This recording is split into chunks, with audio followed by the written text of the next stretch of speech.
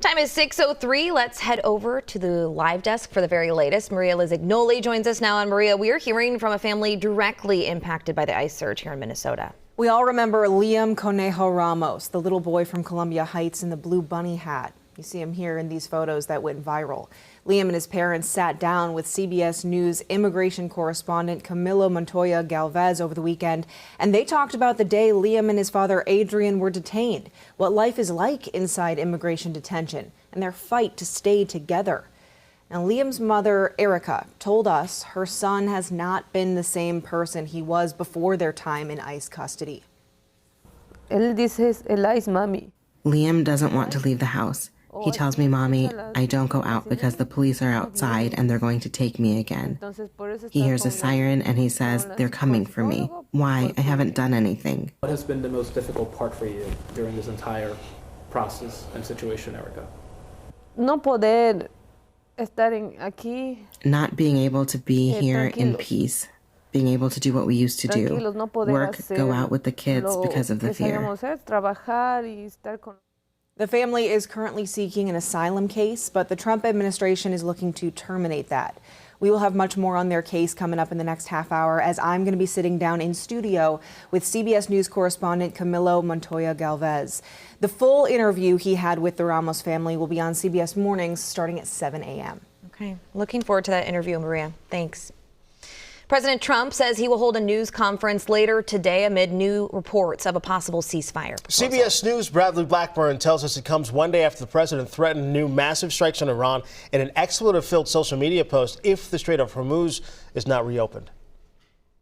There are reports the U.S. and Iran have received a proposal calling for a temporary ceasefire and the reopening of the Strait of Hormuz. The draft proposal was put together by negotiators from Egypt, Pakistan, and Turkey. It comes one day after President Trump threatened to strike power plants and bridges if Iran does not reopen the Strait of Hormuz in a profanity-laced social media post. Iranian officials say they'll fight back. Iran's reaction would be one of reciprocating any such attack. Iran's Revolutionary Guard says a senior intelligence leader was also killed in an attack.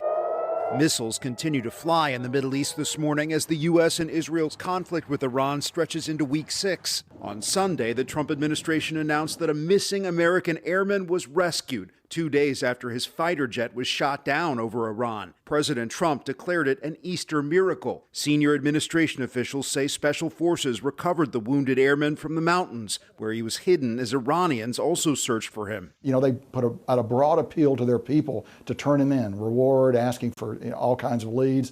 That does not appear to have been successful. The pilot was rescued hours after the fighter jet was shot down Friday in a mission that required U.S. forces to destroy military aircraft that were damaged during the operation. Bradley Blackburn, CBS News, New York.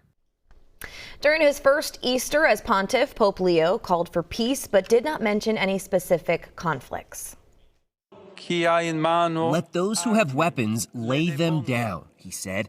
Let those who have the power to unleash wars choose peace. All week, Holy Week, leading up to Easter, the Pope repeatedly denounced war. On Good Friday, he said those in power will answer to God for their power to start and to end wars. Pope Leo says he will preside over a prayer vigil for peace on Saturday at the Vatican. Time right now is 6:06, and guess what? We missed a live shot by that much time. That much time. So what you're looking at right here, this is a previously recorded look from Artemis 2. Remember, the spacecraft, it can now feel the pull of the moon right now, and later today, they're going to see the moon in a way that no humans have before. It is orbiting at the furthest distance any manned mission has ever traveled. And listen to this, for 40 minutes, the crew will actually lose contact with NASA as the moon will block their signal. In an interview, the team is already feeling reflective. Listen to this. You're on a spaceship called Earth that was created to give us a place to live in the universe. Trust me, you are special. In all of this emptiness, whether you believe in God or not, this is an opportunity for us to remember where we are, who we are, and that we are the same thing and that we got to get through this together. So that's Victor Glover when asked about the importance of the Easter holiday. By the way, if you want to watch the lunar flyby this afternoon, live coverage will be on streaming platforms that includes Hulu, Netflix, HBO. Right now, lunar observations are set to begin just before 2 p.m. Central Time.